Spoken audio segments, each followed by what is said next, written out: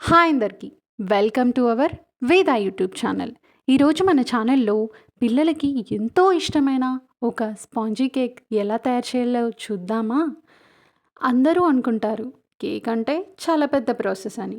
కానీ మనం ఇంట్లోనే ఈజీగా 4 పదార్థాలతోటి ఎంతో రుచికరమైన ఒక కేక్‌ని తయారు చేసుకోవచ్చు. అది ఎలానో చూద్దాం రండి. నేనిక్కడ చిన్న బిస్కెట్ ప్యాకెట్లని ఒక 10 తీసుకున్నాను. మీరు కావాలంటే పెద్దవి కూడా తీసుకోవచ్చు. ప్రాబ్లమ్ ఏమీ లేదు. చిన్న 10 బిస్కెట్ ప్యాకెట్లని తీసుకొని, ఆ బిస్కెట్స్‌ని మనం ఫైన్ పౌడర్‌గా గ్రైండ్ చేసుకోవాలి. ఇప్పుడు ఇలా గ్రైండ్ అయిన దాన్ని మనం పక్కన తీసుకొని పెట్టుకోవాలి. అలాగే మిగతా బిస్కెట్స్‌ని కూడా మనం ఇలానే చక్కెర యాడ్ చేసుకుంటూ మనం ఫైన్ పౌడర్‌గా గ్రైండ్ చేసుకోవాలి. నేనిక్కడ ఒక 8 టీ స్పూన్ల చక్కెర వేస్తున్నాను. మీరు కావాలంటే స్వీట్ ఎక్కువ తినేవారైతే మీరు ఎక్కువ కూడా యాడ్ చేసుకోవచ్చు.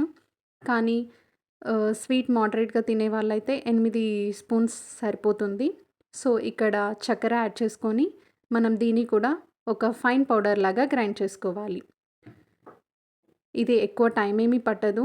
ఒక 10 నిమిషాలు సరిపోతుంది. ఒక 10 మినిట్స్‌లో మనకి ఒక మంచి కేక్ అయితే తయారైపోతుంది. చూడండి ఇక్కడ ఫైన్ పౌడర్‌గా గ్రైండ్ అయింది కదా!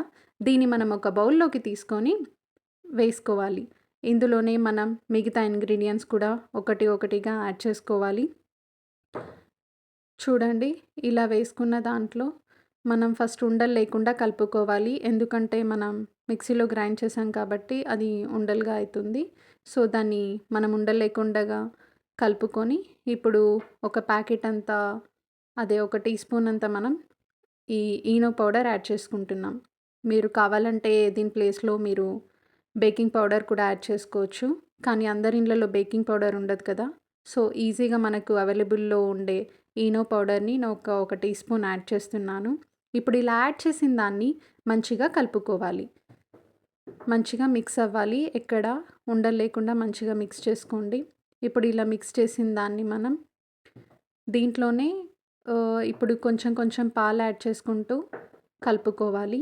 నేను ముందుగా చెప్పాను ఆల్రెడీ మీకు ఒక టీ గ్లాస్ పాలు సరిపోతాయని. ఆ టీ గ్లాస్ పాలే నేను ఇక్కడ డైరెక్ట్‌గా యాడ్ చేసుకుంటున్నాను. కొంచెం యాడ్ చేసుకుంటూ మీరు కలుపుకోవాలి. ఒకటేసారి పాలు ఎక్కువ యాడ్ చేశారనుకోండి, అది వాటరీ అయిపోతుంది. మళ్ళీ సరిగ్గా మన కేక్ కూడా రాదు. సో, కొంచెం యాడ్ చేసుకుంటూ ఉండలు లేకుండా మంచిగా కలుపుకోవాలి. అది కూడా ఒకటే డైరెక్షన్‌లో. ఇప్పుడు అలా కలుపుకున్న దాన్ని మనం ఒక బౌల్‌లో ఫస్ట్ ఆయిల్ యాడ్ చేసుకోవాలి. బటర్ ఉంటే మీరు బటర్ కూడా అప్లై చేసుకోవచ్చు ఆ గిన్నెకి. ఆ గిన్నెలో మనం ఆయిల్ అప్లై చేసుకొని దాని మీద పొడి పిండి ఏదైనా లైక్ గోధుమ పిండి మనం యాడ్ చేసుకోవచ్చు. మైదా పిండి కావాలని ఏం లేదు. గోధుమ పిండి దాని మీద అప్లై చేసేసుకొని మొత్తం స్ప్రెడ్ చేసుకోవాలి. అలా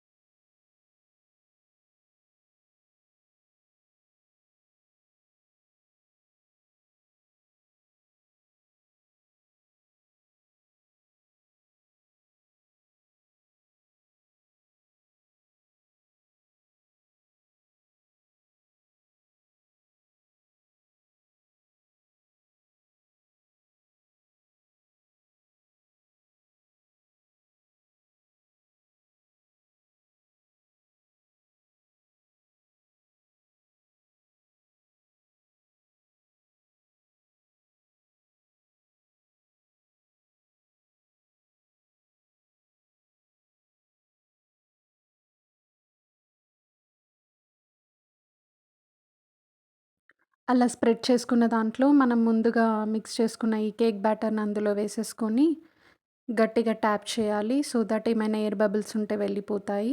ఇప్పుడు అలా గట్టిగా ట్యాప్ చేసుకున్న ఆ బౌల్‌ని తీసుకొని మనం కుక్కర్‌లో పెట్టుకోవాలి.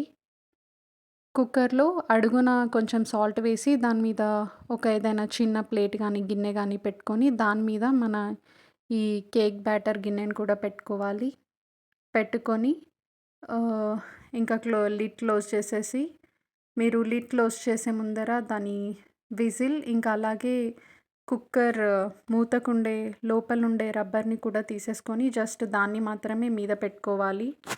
ఇప్పుడు దీన్ని ఇలాగే స్టవ్ మీద ఒక 45 మినిట్స్ మీడియం టు హై ఫ్లేమ్‌లో ఉంచుకోవాలి. 45 మినిట్స్ అయ్యాక చూడండి ఈ విధంగా వస్తది కేక్. ఎంతో చూడండి ఎంత మంచిగా స్పాంజీగా కేక్ తయారైపోయిందో. ఇప్పుడు దీన్ని తీసుకొని పక్కన పెట్టుకోవాలి. చల్లారాక దాన్ని మనం ఒక ప్లేట్ తీసుకొని ఇలా ఫ్లిప్ చేసుకోవాలి. చూడండి ఎంత బాగా వచ్చిందో. ఈ రెసిపీని తప్పకుండా ట్రై చేయండి. Thank you.